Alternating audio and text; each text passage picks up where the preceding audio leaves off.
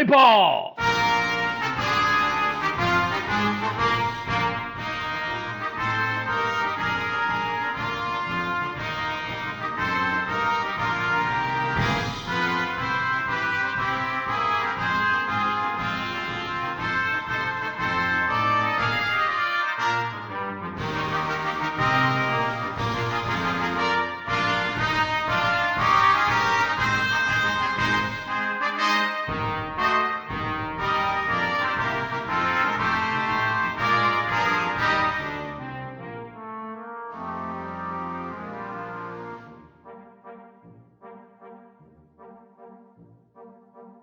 The outlook wasn't brilliant for the Mudville Nine that day.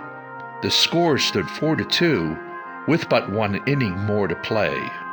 And then when Cooney died at first, and Barrows did the same, a pall-like silence fell upon the patrons of the game. A straggling few got up to go in deep despair. The rest clung to the hope which springs eternal in the human breast. They thought, if only Casey could but get a whack at that, we'd put up even money now with Casey at the bat. But Flynn preceded Casey, as did also Jimmy Blake, and the former was a hoodoo, while the latter was a cake. So upon that stricken multitude, grim melancholy sat, for there seemed but little chance of Casey getting to the bat.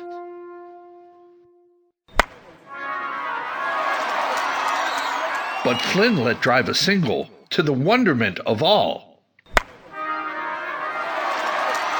And Blake, the much despised, tore the cover off the ball.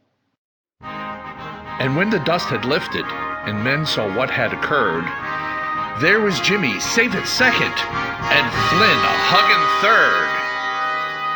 Then from 5,000 throats and more, there rose a lusty yell. It rumbled through the valley, it rattled in the dell, it pounded on the mountain and recoiled upon the flat. For Casey, mighty Casey, was advancing to the bat.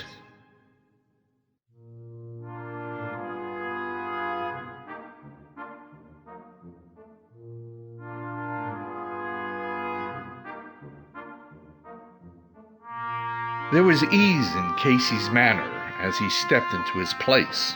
There was pride in Casey's bearing, and a smile on Casey's face.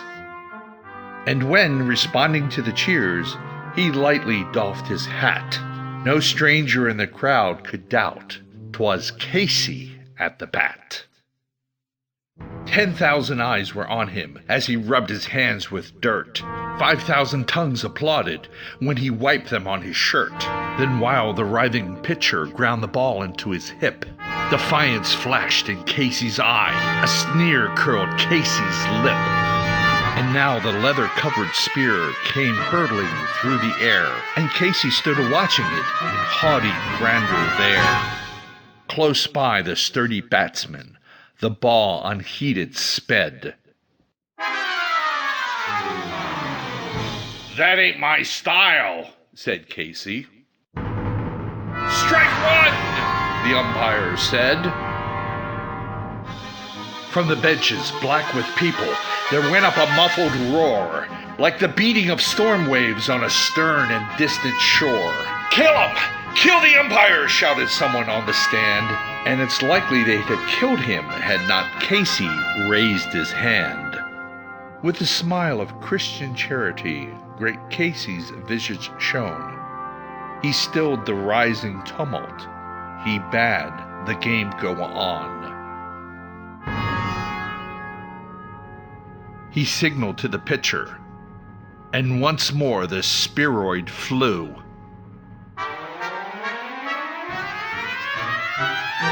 But Casey still ignored it. And the umpire said, "Strike two!" "Fraud!" cried the maddening thousands. An echo answered, "Fraud!" But one scornful look from Casey and the audience was awed. They saw his face grow stern and cold, They saw his muscles strain, and they knew that Casey wouldn't let that ball go by again. The sneer is gone from Casey's lip. His teeth are clenched in hate. He pounds with cruel violence his bat upon the plate. And now the pitcher holds the ball. And now he lets it go. And now the air is shattered by the force of Casey's blow.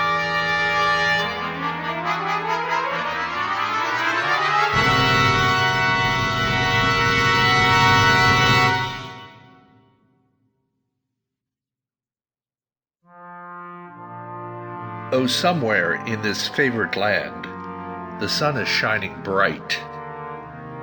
The band is playing somewhere. And somewhere, hearts are light. And somewhere men are laughing, and somewhere children shout. But there's no joy in Mudville. For Casey, mighty Casey, has struck out.